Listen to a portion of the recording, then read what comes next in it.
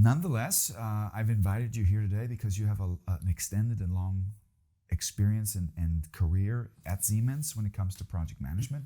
And we'd like to pick your brains a little bit, and I'm sure a lot of other people who in their companies right now are trying to establish a broader sense of project management and program management and portfolio management and maybe quality and risk and other things like that. They see that there's an integration there, this matrix organization that a lot of people talk about. We'd like to hear a little bit about your experience there. Also, maybe I think a lot of the people who will be listening today will be saying, hey, listen, what tips and tricks, what are some of the lessons learned, okay? Are PMOs still relevant? Do I need a PMO? So those would be some of the basic questions that I would ask you. I will mention this though. When I first started working with Siemens, it was in 2000, right? And you said the initiative at PM and Siemens began in 2003? No, it did not. It actually started. Maybe we should talk about the start of PM and Siemens. What was the pain points, or what kind of was the avalanche, or what let the avalanche kind of slide down? I tell you frankly, I was not there. Okay. So, but I can tell you, Siemens is an organization. We celebrate 175 years this year. Mm-hmm. So we go back now 23 years to the year 1999. Mm-hmm. And Siemens has been in place basically all over the world in almost 200 countries, in very big divisions. It's a very heterogeneous company. For those who, I'm sure most people know Siemens, but just for the people who are listening, what are some of the business units or the direction of products and services that Siemens offers? Well, we support nowadays. We support on the one hand the industries in their digitalization efforts. So one of our big divisions is called Digital Industries. Another big part of our company is smart infrastructure. So everything that goes with the electrification and the grid systems and supporting energy efficiency, everything regarding electricity and electrical appliances in buildings, and so is part of our portfolio. So life sciences is also one of the things that you guys do, right? Yes, and then we have, of course, our healthcare, health linears company now, and we have our mobility company. So which is also everything around trains and train logistics. tracks, electrifications. And so these are the major branches that we are engaging in. That looked a bit different 23 years ago, and I bet it will look much different in 23 years to come. But so it is a very heterogeneous company, and with very different branches that they engage in. And there was a board meeting where they said, well, it can't be that everybody invites project management on their own. We kind of need a bit of a structure. We need to know a little bit about our projects. And yes, at some point we also had some big crises in projects. Okay. So a couple issues, went the wrong way, maybe. Yeah, they went south. Okay. So there was something to do. There was a task. The good thing is, and this is one of my first messages to give, it was the board who said, we want that. And that went in a way that one of the board members of Siemens globally became sponsor of this initiative or program as it then developed. And then they chose one of the top managers, the level below the board, who was then the director of PM at Siemens. And he was one of the most experienced and most mature leaders of an organization that engaged in gigantic projects, so to speak. And that was the main setup. Around those two people, we started to build an organization. And then the first 3 years, this is why I only came in place in 2003, the first focus was about finding out what exists there in the headquarters, so to speak. And so they were looking at all their branches and all their divisions here, and then tried to create an organization of partners that met, that exchanged, and so on, and started the first setup of our organization. And we'll come to this setup a little bit later. Yeah, let me interject now, because what you're talking about is gold, and I don't want you to miss it, because as somebody who's who's been a practitioner of project management for over 30 years, and I've been a consultant now for about 20. I've been exposed. I've had the luxury and the beauty of being able to be exposed to wonderful companies where I get to learn. I don't just get to teach, but I also get to learn. I get to see their learning process. I get to participate in their lessons learned. And one of the things that I've always noticed, and I still, when I advise companies today, I notice, is I'm shocked about the integration of project management from what I call the bottom to the top. Maybe we can use Siemens as an example, because you said the initiative, the first pain points were identified in 1999, right? You've already said Siemens has a long history. So let me tell you something. I think we don't have to guess about this. Siemens has been doing project management for a lot longer than that, right? Absolutely. So let me ask you a question. How did Siemens manage those projects before there was a conscious awareness from the board? Well, that's actually difficult to answer. I would say the first big projects were done with the Siemens founding fathers. Yeah? They had a huge project building a telegraph line from Europe all the way to India, over thousands of miles. So a mega project. A mega project. Yeah. And when you think, as far as I remember, the Siemens brothers were the project managers or the sub-project managers, which is classic. It's fantastic. What I always tell my clients when we talk about sponsorship, a lot of people don't know what's a sponsor good for. And I always ask, do you have a project manager? Yes. Do you have a sponsor? They sometimes say, what's a sponsor? And I say, well, it's somebody who authorizes, who guides, who supports, who links the strategy and the mission with the actual operations of the project, and also gives you immediate access to the powers that be, right? And people say, well, okay, I understand what a sponsor is now. Who should be sponsored? And my standard answer that I give them is God, or a demigod. And they always look at me, what do you mean? I said, it needs to be a board member or one level below. And this is a classic real life example. This project was so important. The benefit of this project is that the Siemens brothers were involved, right? So in the sense of making decisions, there was no barriers.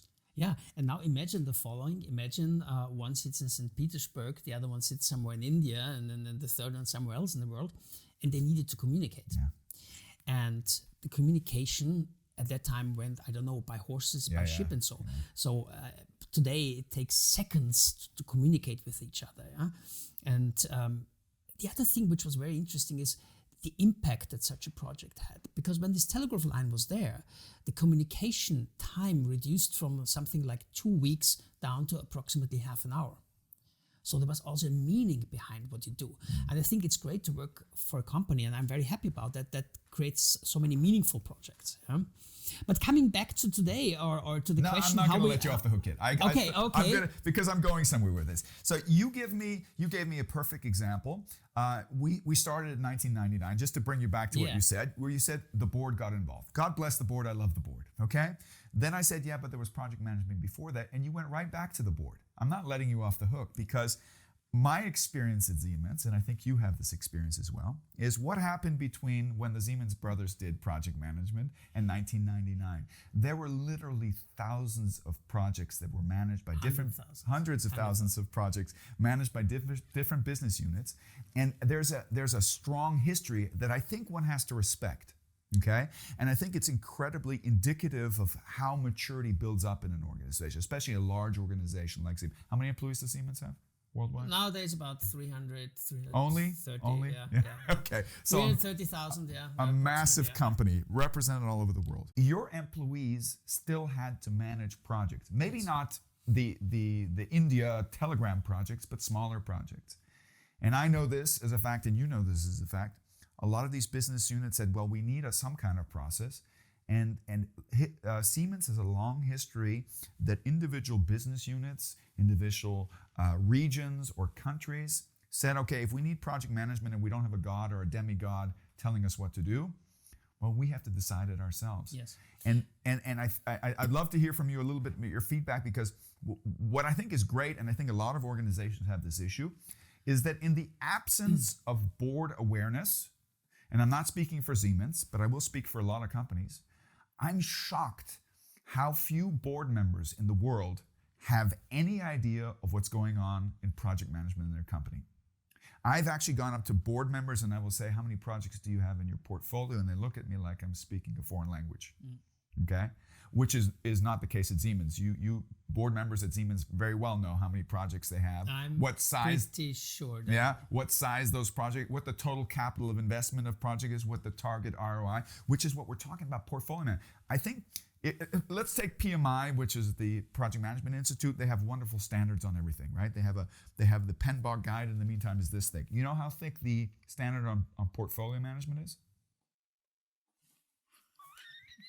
Yeah. Which is kind of an indication of the state of affairs. And I'm shocked because what I've always said, for a high level of project management maturity, first place you start in maturity is your teams have to be able to do project management. And Siemens was good at I always say project management often starts as a grassroots movement, right? If in absence of governance or guidelines, people figure it out themselves, okay?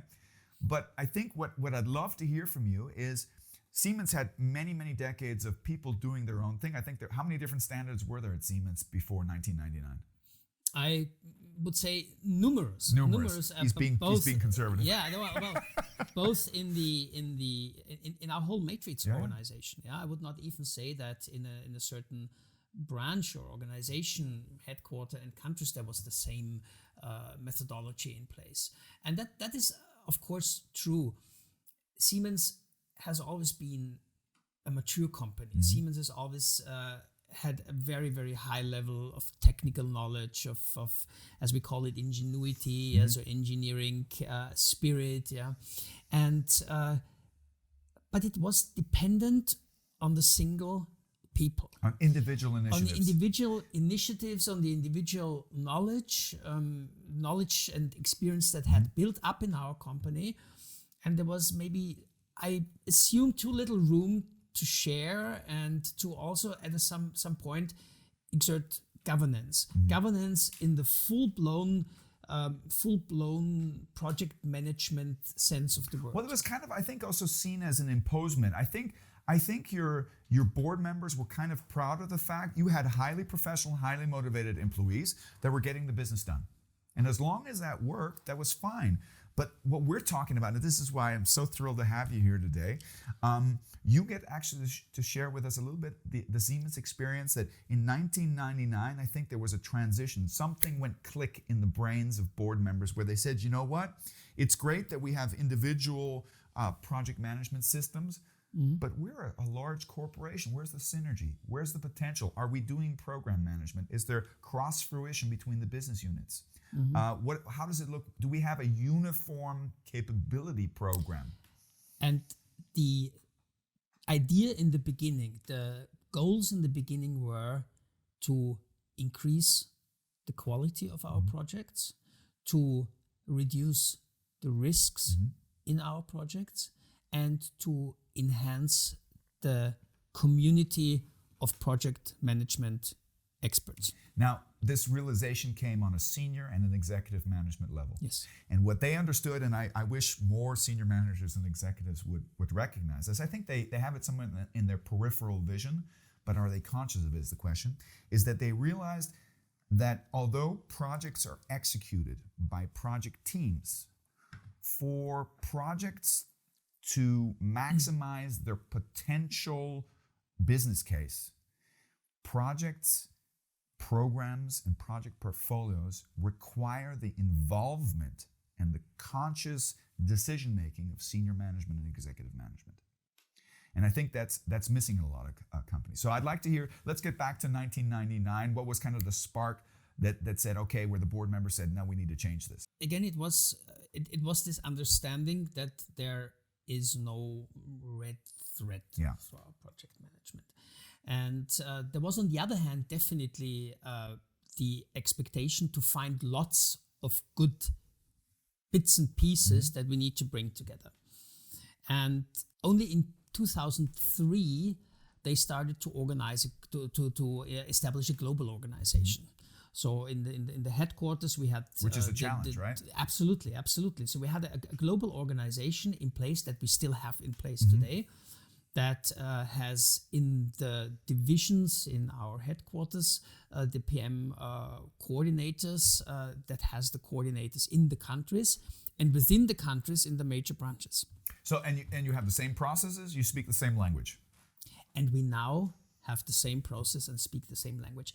And I was there towards the beginning, and I saw how difficult it was to train this language, and I know how simple it is today.